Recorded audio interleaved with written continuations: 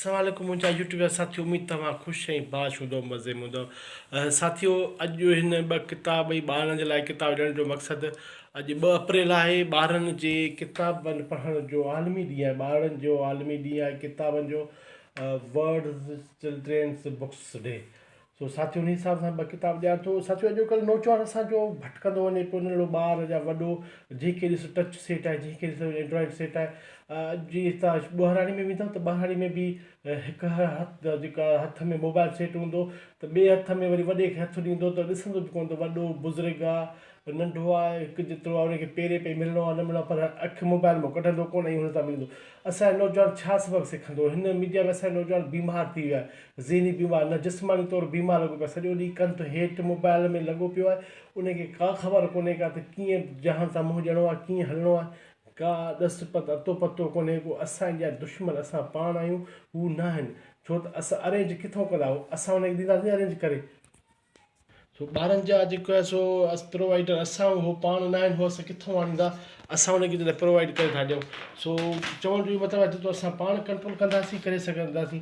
अॼुकल्ह नौजवान दिमाग़ी हुनखे डिस्टर्ब आहे ऐं तव्हां मोबाइल खसियो त बीमार थी वेंदा। हो ज़ोंबी लॻा पिया आहिनि, ज़ोंबी जेके ज़िंदा लाश हुनखे चयो वेंदो आहे, ज़ोंबीज़। असांजा नौजवान ज़ोंबी लॻो पिया, हुनखे ख़बर कोन्हे दुनिया जहान जी त छा थी रहियो आहे, छा वाहे वापराए। सिर्फ़ु इहो टच सेट में इन जी जेका ग्रोथ आहे, सोशल मीडिया कई आहे, असां वॾनि न कई आहे। असांजो फ़र्ज़ु आहे त हुनखे सिधो के वक़्तु हलायूं। असां हुनजी फेसबुक उन्हनि जी या इंस्टाग्राम, ट्विटर या यूट्यूब या ॿियनि उन्हनि नौजवाननि जी उन्हनि तरबियत कई आहे, असां कोन कई आहे। उहो इन करे हो सुबुह उथंदा, सुबुह जो मथे में सूरु, तकलीफ़ ऐं दाहूं था कनि, कंध में सूरु आहे, अखियूं हुन जूं कमज़ोर थियनि, अखियुनि जे आॾो ईअं जलाइब लॻी पई अथनि। हर ॿार खे मां डॉक्टर सां कचहरी कई थी, अॼुकल्ह नौजवान लोंदड़ी जो सूरु, मथे सूरु, नज़र जी ॾाढो दाहूं था कनि। सो इहे ई सबब आहिनि जेको आहे सो ॿारनि खे टच सेट जे हवाले खां वीडियो वॾी थींदी पई वञे। वीडियो जो आगाज़ करण खां अॻु में किताब खे तारीफ़ करण खां अॻु में वीडियो खे लाइक कमेंट ऐं ॿियनि मीडिया ते नेट शेयर कंदा त वॾा वण, ऐं चैनल खे सब्सक्राइब कंदा त लख कुरब। साथियो, हीअ किताब आहिनि पितृक्रो शहज़ादो, आंतवान दो सेंट-एक्ज़ुपेरी जो तर्जुमो आहे। उन असुल लेखक आहे फ्रेंच लेखक, जेके शफक़त कादरी तर्जुमो कयो। ऐं ॿारनि लाइ खीर पुड़ा अदब इख़लाक़ बाबति सिख्या जा सवाल, पोंजराज केसरानी जो जेको किताबु आहे, 2 किताब आहिनि। आंतवान दो सेंट-एक्ज़ुपेरी जेको आहे फ्रेंच लेखक आहे, उनखे शफक़त कादरी डायरेक्ट फ्रेंच में तर्जुमो कयो आहे, उहो तव्हांखे तारीफ़ कराइण थो पियो। शफक़त कादरी लैंग्वेजिस जो प्रोफेसर आहे, सिंध यूनिवर्सिटी में ॾाढो सुठो माण्हू आहे, ॾाढो दिलबर माण्हू आहे, जंहिंसां मुंहिंजी कचहरियूं ॾाढियूं आहिनि। ऐं ॿियो आहे पोंजराज केसरानी। पोंजराज केसरानी खे मां कोन सुञाणा, सिर्फ़ु फेसबुक ते या किथे हैदराबाद में थोरी न सॉरी हैदराबाद फेसबुक ते हुनखे ॾिठो आहे मूं, बाक़ी मूं कोन ॾिठो आहे। ॿारनि लाइ खीर पुड़ा 2 किताब ॿारनि लाइ। अॼु 2 अप्रैल 2024, ॿारनि जे किताबनि जो आलमी ॾींहुं, उन हिसाब सां हीअ शयूं पियो थो ॾियां। किताब जो तारीफ़ पितृक्रो शहज़ादो, आंतवान दो सेंट-एक्ज़ुपेरी जो नाविल आहे। नाविल जो शफक़त कादरी तर्जुमो कयो आहे। शफक़त कादरी छा थो चए, फ्रेंच मां सिंधी में तर्जुमो थींदड़ पहिरियों किताब। तव्हांजे हथ में जो कोई किताब दुनिया जे 256 ॿोलियुनि में तर्जुमो थी चुको आहे। इन किताब जे मशहूरु जो अंदाज़ निगाह मां लॻाए सघिजे थो त फ्रांस जे मशहूरु अख़बार आमूद पारां करायल हिकु सर मुताबिक़ 20वीं सदी फ्रेंच ॿोली में छपजल सभ खां वधीक मशहूरु असांजा 100 किताब। उन किताब 4 नंबर मिलियो। मथे नंबर जग मशहूरु फ्रेंच लेखक अल्बर्ट काम्यू, मार्सल पोरो जहिड़े अज़ीम दानिश जी किताब खां मिलिया। ॿी सर जंहिं फ्रेंच ॿोली में छपियल हरनी किताबनि मां सभ खां बहितरीन 50 किताब फ़हरिस्त में तयारु कई। उन फ़हरिस्त इन किताब खां 6 नंबर मिलियो आहे। जंहिं तौरु फ़हरिस्त वाल्टीअर जे मुफ़क़ जी किताब कांदिद खे 9 नंबर मिलियो आहे। ही दोस्त जुदा यादगी जी किथा। ही किताब पढ़ण मथां असांखे आसमानपन जो विञायल सतारो लभी पवे, मथां असां बि सतारनि जा टहक ॿुधी सघूं, लाइक़ु थियूं थोरी देरि लाइ सही पंहिंजी वॾाई खां आज़ादु थी सघूं। फ्रेंच ॿोली मां तर्जुमो थी पहिरियों किताब तव्हांजी ख़िदमत में पेश कंदे मूंखे सिराही महसूसु थिए थी। दुनिया जी अदब ॿोली फ्रेंच मां हिकु किताबु असांजी मादिरी ॿोली में हिसो थियो आहे। हर पढ़ियल लिखियल माण्हू लाइ लाज़िम आहे त हू पंहिंजी मादिरी ॿोली जी ख़िदमत करे। असां सभिनी जो पंहिंजो किरदारु अदा करिणो आहे। बिल्कुलु शफ़क़त सां। साथियो, ही तस्वीरूं हिन कुझु तस्वीरुनि जे हवाले खां हिकिड़े पितृक्रो शहज़ादे जी कथा आहे ऐं ॾाढो ख़ूबसूरत किताबु आहे। वॾो माण्हू पढ़ी सघे थो पियो ऐं नंढो बि पढ़ी सघे थो। हीउ जेको आहे सो ला पेट प्रिंसेस जेको फ्रेंच ॿोली मां अगरि सिंधी तर्जुमो आहे। आंतवान दुसेन ते यपेगी जो तर्जुमो जो किताब शफ़क़त क़ादरी जो तर्जुमो आहे ऐं हीउ जेको आहे सो 2016 में छपियो आहे। जो ॿुधण जो मक़सदु आहे त ॿारनि जो आलमी ॾींहुं आहे, किताबनि जो आलमी ॾींहुं आहे ऐं हिन इदारे खे अगरि मिली वञे मुश्किल आहे, छो त 8 साल थी चुका अथसि मता बि मिली वञे। हीउ जेको आहे आंतवान दुसेन केज़ यपेगी आहे। मां तीअं थो पर इन खे हिन नावेल खे असांजे इश्तियाक समय जो या इसहाक समय जे सां बि तर्जुमो कयो आहे ऐं उनखे माए पब्लिकेशन सखर वारनि बि छापियो आहे। उहो बि काफ़ी मूं वटि आहे पर उहा हाणे लभे कोन थी।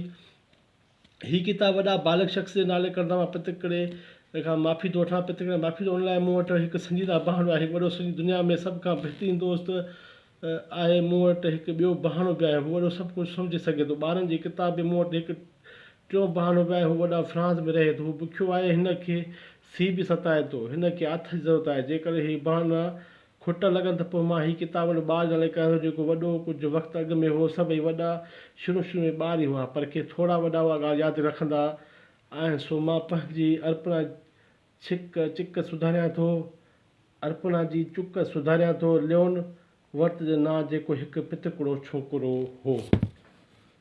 लेखक जी अर्पणा ही पंहिंजी शफ़क़त जी आहे, पितकड़ी वेंगस ऐं पितकड़े सांता जे नाले। हीअ किताब वठणु चाहियो, पढ़णु चाहियो, तव्हांजे साम्हूं आहे। जेको आहे ॾाढी सुठी शइ आहे, नावल आहे पितकड़ो शहज़ादो, उन जूं हरकतूं कारगुज़ारियूं ॾाढी सुठी शइ। पाण पढ़णु चाहियो, वठणु चाहियो, तव्हांजे साम्हूं आहे। ऐं ॿियो आहे ॿारनि लाइ खीर पुड़ा, असांजे पोंजराज केसरानी जो किताबु आहे, अदब ऐं अख़लाक़ बाबति सिख्या जा सबक़। हीअ ॾाढी सुठी शइ आहे। माफ़ु कजो अगरि वीडियो वॾी थी वञे, छो त अॼोको टॉपिक कहिड़ो आहे, अॼोको टॉपिक कहिड़ो आहे जो मूंखे वॾी वीडियो ठाहिणी थी पए। लिखे थो त सरहदी वारनि वटि अदब इख़लाक़ सेखारण जी सूरत आज हर कंहिंखे ख़बर आहे। मूंखे हिकु सरहदी वारे वाक़फ़ा जे घर वञण मेज़बान माइटनि जी बार बार चवण बावजूदि संदसि नाइक राज पंध छोकिरे पंहिंजे आईपैड में खुपायल नज़रूं कोन हटाइण में मूं सां हथु न मिलायो। असां वटि अफ़सोसनाक हालति आहे, स्मार्टफोन आईपैड जहिड़ियूं शयूं स्टेटस सिंबल में वधि वाणपे निशानी बणी चुकियो आहे। केतिरा ई वॾा माण्हू पंहिंजे घुर्ब खयल ॿारनि खे उहे शयूं ॾेई वधीक खारे रहिया आहिनि। उनखे उन देखा देखी ऐं ग़रीब माण्हू बि घर ॿारे ॾियारे करे रहिया आहिनि, घर ॿारे ॾियारे रहिया आहिनि। इल्ताफ़ शेफ़, कावश दुनिया मैगज़ीन। मुस्तक़बिल करीब हिकु नौजवान लाइ कामयाबी गुज़ार नौकिरी करणी या कारोबार करण लाइ तालीमी डिग्री न पर हिते 3 सलाहियतुनि जो अमली तौरु हुअणु ज़रूरी हूंदो आहे। हार्ड स्किल यानी पंहिंजे धंधे या दांव जो हुनर हुअणु, कम्यूनिकेशन स्किल यानी पंहिंजे जज़्बनि जो इज़हार करणु, पंहिंजी ॻाल्हि मंतकी अंदाज़ में ॿियनि जे साम्हूं पेश करण जो ॾांहुं, मिडिल क्लास यानी उथणु वेहणु ॻाल्हाइणु, मिडिल स्कूल स्किल पंहिंजे फीस ज़बरदस्त गॾु करणु या ग्राहकनि सां कारोबार करणु, ॾेती लेती करण जा बहितर आदाब तौरु तरीक़ा अपना वग़ैरह। कासिम अली शाह, मशहूरु मोटिवेशनल स्पीकर। अदब इख़लाक़ बिना इंसान हिवान बराबरि। अदब इख़लाक़ तौरु तरीक़ा हिकु बार या आसानी खे सम्झणु, अठनि वेहणु, ॻाल्हाइणु ॿोलाइणु करणु, ॻाल्हि ॿोल करणु, खाइणु पीअणु, ॿियनि सां सेखारींदा। इन अमल करण सां उहो माइठाणो मुहज़ब थी वञे थो। दुनिया जे सुठे मुल्कनि में ॿारनि खे एॾी आज़ादी सां मोबाइल फ़ोन हलणु नथो ॾिनो वञे, इन्हनि ते कंट्रोल रखियो वञे थो। जापानी बर्तन ॿारनि खे स्कूल तौरु घरनि में अदब ऐं इख़लाक़ क़दरनि जी सिख्या ॾिनी वञे थी। असां सुधल तहज़ीब जा वारिस आहियूं। दुनिया जॾहिं अणसुधल हुई तॾहिं बि सिंधु मातरी जी सभ्यता सुधल हुई। मोहनजोदड़ो, हड़प्पा, टेक्सला जा आसार चिटो सबूत आहिनि। तंहिं करे असांखे अदब ऐं इख़लाक़ के तौरु तरीक़े पूरी दुनिया खे अॻुभरो हुअणु घुरिजे। बिल्कुलु पोंजराज केसराणी। साथियो, हीअ कुझु लफ़्ज़ हुया जेके मूंखे ज़रूरी पिया सम्झा तव्हां जाॾो पढ़ण लाइ। हीअ बि इदारे साॻी इदारे छपियो आहे, वठणु चाहियो त ॾस पंधु ॾेई छॾियो आहे। हिन इदारे कॉल करे घुराए सघो था, वाट तव्हांजे साम्हूं आहे। हीअ जेको आहे सो चैप्टर असांजे हिते हिन असांजे लेखक पोंजराज केसराणी जेको आहे सो कलम कयो। वीडियो वॾी थी वई आहे, मां मञा थो पियो, पर छा त टॉपिक कहिड़ो आहे त मुंहिंजो बि रतु पियो सड़े। छो त मुंहिंजे घर में बि 2 एंड्रॉइड आहिनि, हिकिड़े मूंखे आहे, हिकु मुंहिंजी नंढड़े खे आहे, जेके वारे सां हलाईंदा आहिनि, पर उन ते कंट्रोल आहे। हीअ पंहिंजे पारां को ज़मानो जॾहिं असां वटि रोज़ राति जो कचरियूं थींदियूं, उतारनि ते सॼे ॻोठिया माण्हू अची गॾु थींदा, वॾा बुज़ुर्ग सुघड़ाइप ऐं ॾहाप जूं ॻाल्हियूं ॿुधंदा हुआ। साथियो, हीअ किताब तव्हांजे साम्हूं आहिनि। पितकरो शहज़ादो, आंतवान दु सेंट एक्ज़ुपेरी, फ्रेंच मां डायरेक्ट तर्जुमो शफकत कादरी।